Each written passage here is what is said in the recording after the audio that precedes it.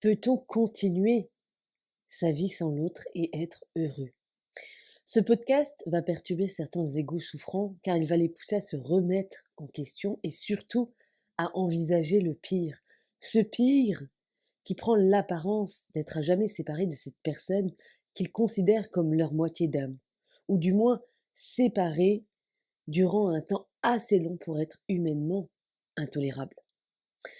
Vivre l'amour véritable, comme vous le savez, demande du courage. Le courage d'abdiquer devant l'immensité de cette énergie puissante. Le courage d'être soi et de mettre son cœur totalement à nu face à l'autre. Le courage d'aimer sincèrement et véritablement un autre que soi, et ce peu importe si cet autre répond ou non à cet amour. Aimer demande le courage de s'abandonner totalement à cet amour, peu importe son issue. Or, lorsque votre cœur choisit d'aimer quelqu'un, eh bien votre ego s'en mêle toujours, puisqu'il est le soldat qui protège votre cœur. Aimer, selon l'inconscient collectif, c'est prendre le risque de ne pas être aimé en retour, d'être blessé, de souffrir, de se tromper, d'être rejeté aussi, etc. Aimer, c'est prendre le risque de s'ouvrir à l'autre et d'être vulnérable. Ça, c'est ce que l'inconscient collectif vous transmet. Donc, lorsque vous rencontrez la personne capable de bouleverser l'entièreté de votre vie, de votre être à travers un lien d'âme, bien souvent votre ego de survie panique. Comment une personne peut-elle avoir un tel pouvoir sur vous et juste par sa présence, remettre en question qui vous êtes, vos choix de vie, votre système de croyances, etc. et vous pousser à changer radicalement malgré vous? Comme vous le savez, votre ego, qui est votre identité terrestre, votre moi-je, a été façonné par votre vécu positif, négatif, par votre système de croyances, votre éducation, votre culture, etc. Cette identité a tendance à être rigide et immuable. On peut comparer la rigidité de votre ego à la carapace d'un homard, qui est solide et figé. Et pour pouvoir évoluer et grandir, eh bien le homard doit quitter sa vieille carapace et prendre le risque d'être vulnérable et à la merci des prédateurs, le temps de reconstruire une nouvelle carapace, bien plus grande, plus spacieuse, plus agréable pour la nouvelle version de lui-même. L'amour véritable, notamment à travers un lien d'âme, vous pousse à cela. L'énergie d'amour est une énergie d'expansion. L'énergie d'amour ne peut pas rester figée, enfermée ou stagnée. C'est une énergie en mouvement. Elle détruit pour reconstruire. Elle s'éteint pour renaître. Alors, pour répondre à cette question, peut-on continuer sa vie sans l'autre, sans son jumeau d'âme? Allons plus loin dans mon propos. Lorsque vous rencontrez cette personne qui va bouleverser votre vie du tout au tout et remettre en question toute votre structure égotique, eh bien votre ego va s'en mêler et faire ce qu'il sait faire.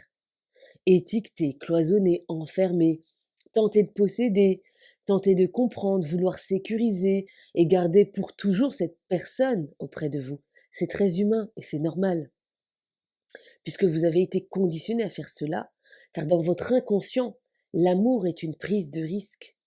Et pour limiter les risques, il faut sécuriser, il faut posséder.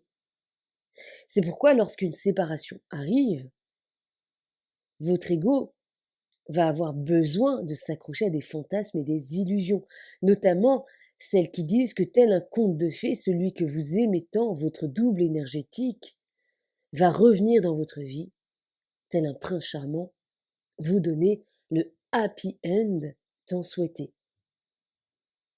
Certains s'accrochent tellement à cette croyance égotique de happy end à tout prix qu'ils passent à côté de l'essentiel de cette rencontre. À trop être attachés à la destination, ils en oublient de vivre le voyage. Or, c'est bien le cheminement, le voyage au sein de cette relation d'âme atypique qui vous mènera vers le cadeau caché de cette relation. La découverte de vous-même, la guérison de votre être et la complétude.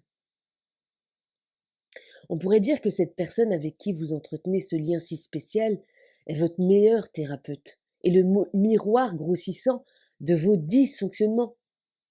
Il n'est en aucun cas le prince charmant ou la princesse charmante de vos rêves d'enfant, mais plutôt un outil de guérison et d'éveil spirituel, d'éveil à vous-même, d'éveil à l'amour.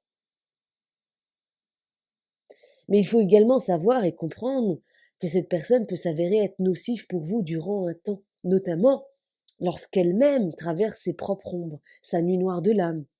C'est pourquoi la vie peut vous éloigner l'un de l'autre pour éviter que vous vous fassiez du mal l'un à l'autre, pour vous protéger l'un de l'autre. La création, la supraconscience, ne fait pas les choses par hasard. Il y a toujours un sens derrière un événement, aussi douloureux soit-il. Il se peut que vous détestiez cette phase douloureuse, alors qu'en réalité c'est un grand bienfait pour vous. Mais vous êtes tellement aveuglé par la douleur que vous ne voyez pas les aspects positifs derrière ce cadeau. Comprenez bien que quel que soit votre avenir ou l'absence d'avenir avec cette personne, elle est venue à vous soit comme une bénédiction, soit comme une leçon.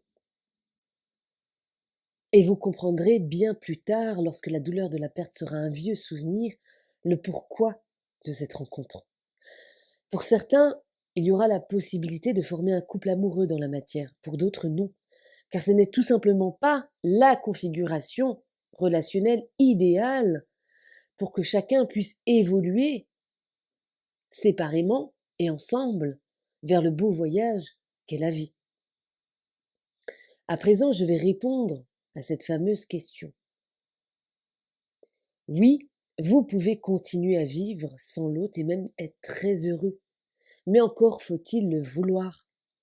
Pour pouvoir être heureux, il va falloir pour certains accepter de renoncer à l'idée d'un couple avec cette personne, lorsque ce projet semble impossible dans la matière ou tarde à venir, tout en acceptant le fait d'avoir un lien dans l'invisible avec cette personne. Alors ça demande beaucoup de courage, de détachement et d'abnégation, mais c'est possible. En effet, bien souvent, la relation terrestre est impossible durant un temps, voire pour toujours, car chacun des deux jumeaux doit vivre sa vie humaine sans l'autre. Mais si vous êtes encore dans votre ego blessé sous l'emprise de votre peur de perdre l'autre, eh bien vous risquez de paniquer à ces mots. Mais si au contraire, vous avez pu vous libérer totalement de votre matériel traumatique, de vos peurs, de vos blessures, etc., mes mots résonneront en vous comme une évidence. Il faut vraiment comprendre que le besoin absolu de se réunir à l'autre, d'être en couple avec l'autre, quoi qu'il vous en coûte, est le symptôme d'un problème sous-jacent en vous. Ce n'est pas l'expression de votre amour pour l'autre, mais plutôt l'expression de votre obsession pour l'autre, de votre dépendance affective pour l'autre. Et qui dit obsession dit pathologie mentale.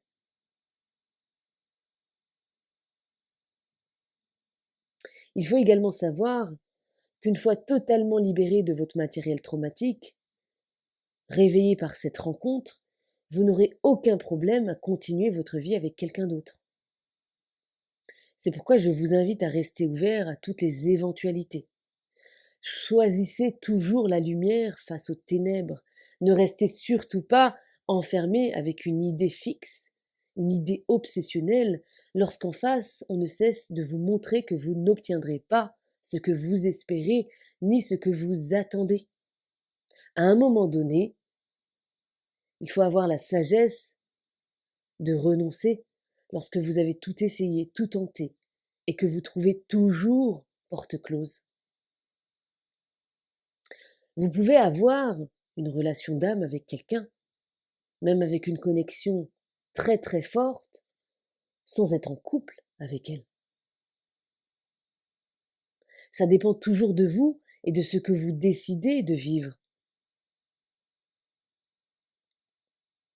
avec cette personne ou avec quelqu'un d'autre. La plupart des personnes, lorsqu'ils ont été blessés ou déçus dans une relation, ferment leur cœur et s'auto-punissent en refusant de s'ouvrir à nouveau. En faisant cela, eh bien vous vous punissez vous-même. D'autres, dans de rares cas, constatent qu'ils n'arrivent plus à être en relation avec quelqu'un d'autre et se condamnent à un célibat forcé. Ou alors ils vivent des relations d'amour fades et énergétiquement dérangeantes. Dans ce dernier cas, cela peut vouloir dire deux choses. Soit cela veut dire que vous n'êtes pas prêt, que votre énergie est encore collée à l'énergie de votre double énergétique et qu'il va falloir encore libérer certaines choses pour pouvoir retrouver votre autonomie énergétique et pouvoir continuer votre vie amoureuse avec une âme sœur, lorsque c'est impossible avec ce double énergétique. Soit cela peut vouloir dire que votre histoire avec ce jumeau énergétique n'est pas terminée et qu'une partie de vous cherche à fuir au lieu d'accepter. Dans ce cas de figure, eh bien votre double énergétique est dans la même dynamique énergétique que vous. Il y a réciprocité obligatoire ici.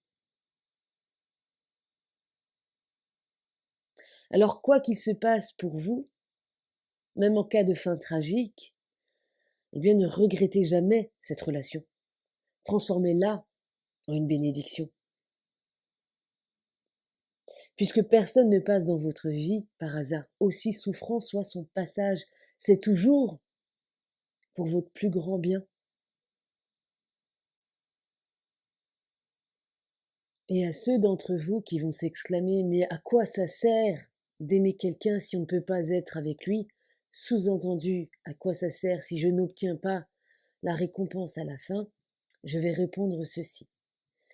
L'apprentissage de l'amour véritable au sens inconditionnel se situe exactement dans cette leçon, celle d'aimer quelqu'un et de le laisser partir s'il trouve son bonheur ailleurs.